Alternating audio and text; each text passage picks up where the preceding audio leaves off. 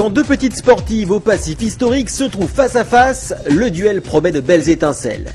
Car non content d'essayer la nouvelle Twingo RS Gordini, au patronyme si glorieux, nous la comparerons aujourd'hui à la non moins excitante Abarth 500. Tout d'abord, faisons connaissance avec la Twingo RS Gordini. Son allure générale semble inchangée. On reconnaît les quelques éléments sportifs qui distinguent la RS d'une Twingo normale.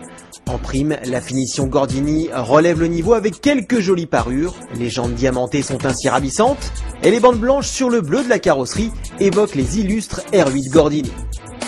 À l'intérieur de cette Twingo, la présentation est également identique à celle d'une RS à quelques détails de finition près. Le bleu de la carrosserie trouve écho avec quelques éléments, comme le soufflet de levier de vitesse ou la partie haute du volant. Exclusivité oblige, une plaque numérotée figure sur chaque modèle. En ce qui concerne l'Abarth 500, le charme opère immédiatement. La bobine attachante du pot de yaourt devient complètement irrésistible avec ses atours sportifs. Les jantes sont réussies, les boucliers gonflés aux stéroïdes et la double sortie d'échappement complètement ostentatoire. À l'intérieur, Abarth a également misé sur la sportivité avec des surpiqûres rouges ici et là, un volant à jantes plates et des sièges baquets en tissu. En revanche, quelques points de finition déçoivent comme les commandes de vitres. Côté habitacle, c'est donc la Twingo qui l'emporte grâce à sa finition plus homogène, son équipement plus riche et des commandes plus intuitives. Pour le style, c'est plutôt l'Abarth qui domine les débats, avec son incroyable pouvoir de séduction, la Twingo restant un peu trop sage.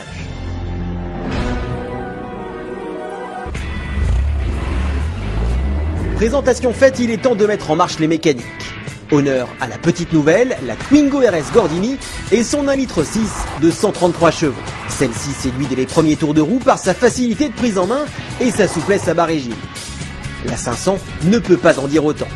La présence d'un turbo offre une plus franche réactivité à l'accélération et donc moins de souplesse à bas régime.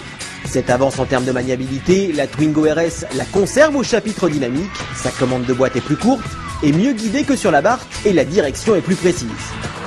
Les trains roulants de la petite Frenchie sont également au-dessus de la mêlée et permettent des passages en courbe plus rapides et plus sereins. Mais on ne peut pas tout avoir et la RS se fait distancer en termes de sensation de conduite. Sur ce point, l'italienne montre tout son potentiel avec un moteur qui lui sied à ravir. En effet, elle exploite bien mieux ses 135 chevaux que la Twingo et le montre avec un punch incomparable.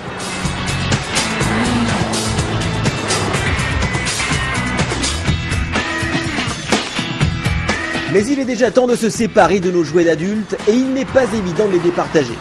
Car la Renault privilégie le sport chic quand l'Abarth se veut plus exubérant. Facturée près de 2000 € de plus qu'une RS classique, la Gordini rattrape presque l'Abarth 500 qui était jusque-là bien plus chère. Comptez donc au minimum 17 750 € pour la Gord contre 18 500 € pour la bombinette Transalpine. Mais malgré l'addition encore un peu plus salée, notre cœur balance davantage pour l'Abarth qui jouit d'un tempérament latin sans concession.